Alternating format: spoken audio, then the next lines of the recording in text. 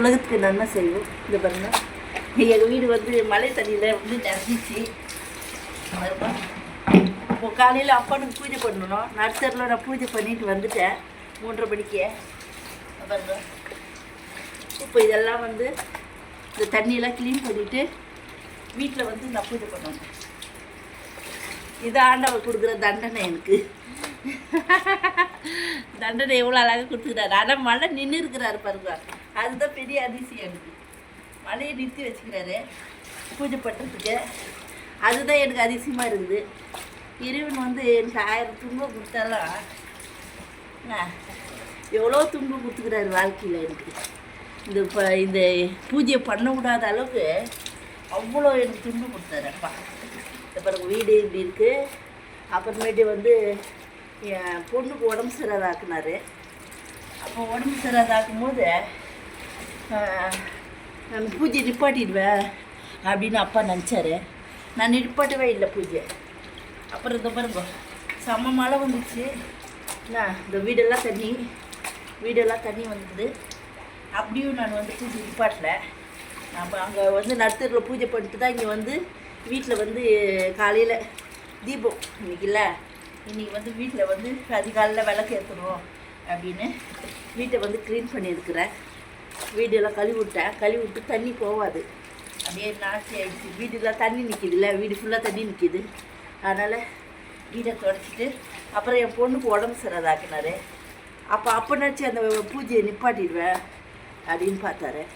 அப்பயும் நான் நிப்பாட்டாத இவரே நான் அடைஞ்சே ஆகணும் அப்படின்னு அந்த பூஜையை நிப்பாட்டலை நான். இப்போ வந்து எனக்கு உடம்பு சரியாதான் கொடுத்தாரு. அப்போ நான் நிப்பாட்டிடுவேன். அப்பயும் நான் நிப்பாட்டவில்லை பூஜையை.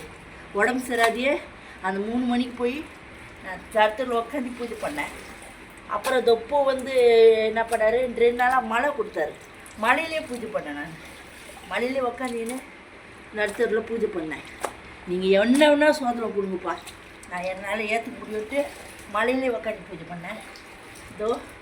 இதான் தீபம் அன்னைக்கு. இப்போ அப்புறம் காசு இல்லாத ஆக்குனாரு அப்பா. காசே இருக்கக்கூடாது உங்கள்கிட்ட, எப்படி நீ பூஜை பண்ணுற பார்க்கலாம் அப்படின்னு. காசு 10 பைசா கொடுக்கல அப்பா. அப்புறம் அப்பா உண்டியிலேருந்து அப்பாவுக்கு போட்டு வச்ச காசை எடுத்து அப்பாவுக்கு நான் பூஜை பண்ணாது இல்லை, அப்போ கூட பூஜை பண்ணேன். இதெல்லாம் வந்து உதவியாக இருக்கிறது என் பிள்ளைங்க தான். இப்போ வந்து எல்லோரும் மக்களில் என்னை பைத்தியம் சொன்னாங்க. அப்போ கூட வந்து என் பிள்ளைங்க வந்து எங்கள் அம்மா இறைவன்கிட்ட வந்து சார்ந்து இருக்கிறாங்கன்ட்டு என்னை கௌரவப்படுத்தினதே என் பிள்ளைங்க தான். என் 2 பிள்ளைங்க வந்து தெய்வ பிறவிகள். தெய்வம் வந்து எனக்கு கொடுத்து வரப்பிரசாதம். ஒரு பிள்ளைங்க அழுக்க ட்ரெஸ்ஸு கொடுத்து வைக்க முடியாதாக்கிட்டார் அப்பா. அப்போ அந்த அழுக்கு ட்ரெஸ்ஸோடு தான் நான் பூஜை பண்ணேன். குளிக்கவே கூட கிடையாது. அப்படி இருக்கும்போது கூட அப்போ என் பிள்ளைங்க வந்து அம்மா இவ்வளோ அழுக்காக இருக்கிறாங்கோ, இப்படி இருக்கிறாங்கோ, நடுத்தரில் பூஜை பண்ணுறாங்கோ அப்படின்னா குழந்தைங்க அசிங்கம் பார்க்கல. அப்போ பார்க்காதனால எனக்கு இறைவன்கிட்ட எனக்கு போகிறதுக்கு என் பிள்ளைங்க தான் வழி துணையாக இருந்து என்னை அனுப்பிச்சி வைக்கிறாங்க. இதுதான் எனக்கு பொக்கிஷம். ஆனால் வந்து மக்கள்லாம் என்னை பைத்தியம் தான் சொன்னாங்க. பைத்தியம், இதுக்கு வேறு வேலை இல்லை, இப்படியெல்லாம் பண்ணுது, என்னென்னவோ பண்ணின்னு கிடக்குது, இந்த கடவுளுக்கெல்லாம் போய் சேவை செஞ்சுன்னு கிடக்குது, நடு ரோட்டில் பூஜை பண்ணுது, அப்படியெல்லாம் என்னை கேவலமாக பேசுகிறாங்க. ஊரே கேவலமாக பேசிச்சு. எல்லாம் பேசினா கூட நான் அதெல்லாம் வந்து மன தாகின்னு இங்கே வந்து இந்த வீடெல்லாம் தண்ணி. இப்போ வந்து அங்கே பூஜை பண்ணிட்டேன். இப்போ இங்கே பூஜை பண்ணுறதுக்கு ரெடி பண்ணின்னு இருக்கிறேன். இதுதான் வந்து இயற்கை சார்ந்துதான் இறைவன் இருக்குதுன்றத உங்களுக்கு இதெல்லாம் உணர்த்துறதுக்கு தான் நான் இவ்வளோ கஷ்டப்படுறேன். நான் கஷ்டப்படுறதே உங்கள் குடும்பத்தில் வந்து சந்தோஷமாக இருக்கணும், நான் இயற்கையை சார்ந்து வாழணும். ஒரு மனிதன்கிட்ட போயிட்டு ஆலோசனை கேட்காதீங்க. நீங்களாம் நல்லா இருக்கணும். இறைவன் ஆலயத்தில் தான் இறைவன் இருக்கிறாரு, இயற்கையை சார்ந்து தான் இறைவன் இருக்கிறாரு.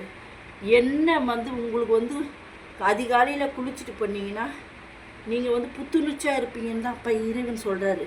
ஆனால் வந்து அவங்க என்ன பண்ணுறாங்க, ஆன்மீகவாதி, நீங்கள் புத்துணர்ச்சியாக இருக்க விடலை. அவங்க வந்து உங்கள் ஆன்மாவை அடக்கிடுறாங்க. தலையில் 3 மணிக்கு தண்ணியை ஊற்றி உங்கள் ஆன்மாவை அடக்கிட்டு அந்த உடம்புல வந்து அவங்க வேலை செய்கிறாங்க. உங்கள் ஆன்மாவை அடக்கிட்டாங்கன்னா அவங்க வந்து அந்த உடம்புல வெறும் செத்த உடம்புல அதாவது ஒரு கூடுல வந்து அவங்க வந்து வேலை செய்கிறாங்க. அது உங்களுக்கு தெரியாதனால தான் இப்போ அந்த ஆன்மீகவாதி இப்போ இதுக்கு போகிறீங்க. நீங்கள் போக வேண்டிய அவசியம் இல்லை. ஆன்மீக இதுக்கு போகாதீங்க. நீங்கள் வந்து இறைவன் ஆலயம் போங்க, சித்தர் ஆலயம் போங்க, இயற்கையை சார்ந்து வருங்க. உங்கள் குடும்பத்தில் வந்து சந்தோஷமாக எந்த துன்பங்கள் வந்தாலும் ஒருத்தருக்கு ஒருத்தியோடும் சந்தோஷமாக இருக்கிறது தான் இறைவன் அதுதான் அவருக்கு பிடிக்குதே தவிர நீங்கள் வந்து உலகத்துக்கு நன்மை செய்கிறதுக்கு தான் நீங்கள்லாம் மக்களெல்லாம் பிறந்திருக்கிறீங்க.